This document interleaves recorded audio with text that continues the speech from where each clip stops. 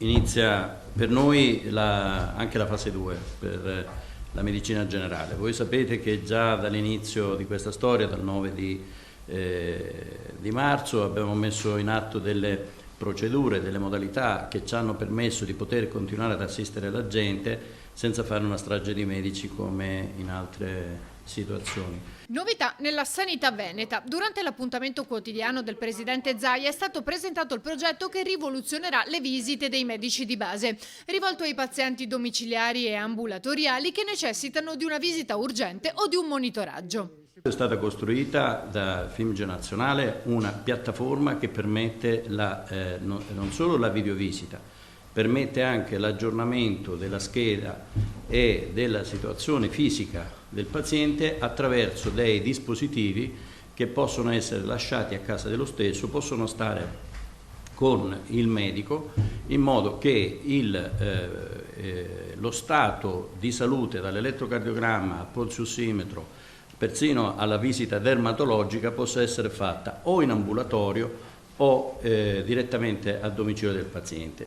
Il medico di medicina generale potrà dunque effettuare un elettrocardiogramma o altri esami e in caso di dubbio rivolgersi a un consulente per una valutazione specialistica. Gli ambulatori saranno dotati di dispositivi all'avanguardia capaci di monitorare i parametri degli assistiti, inviare i dati direttamente al medico e colloqui specialistici. Questo invece è un,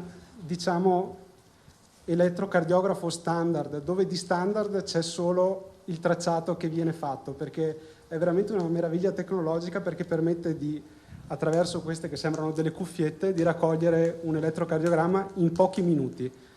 E questo può essere utilizzato sia in ambulatorio, ad esempio per il monitoraggio di tutti quei pazienti che devono fare dei controlli periodici, come ad esempio i diabetici, ma anche a domicilio. L'altra sera sono andato a vedere una signora anziana di 93 anni, ce l'avevo nello zainetto, e la signora aveva un battito aritmico e gliel'ho applicato e ho potuto fare un elettrocardiogramma. Normalmente avrei dovuto mandare quella paziente in pronto soccorso, il che vuol dire o muovere mezza famiglia, perché chiaramente è anziana, o muovere un mezzo. Per cui in pochi minuti ho concluso con sicurezza la mia valutazione.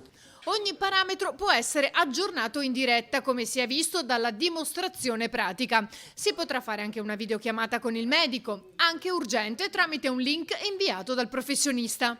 Per il momento partiremo con una sperimentazione che riguarderà circa 150.000 cittadini padovani, dopodiché partirà Verona e mi dicono anche Rovigo. E sarà applicato a 10 gruppi di medici di famiglia, un progetto che era già in atto e che con il Covid-19 si è accelerato.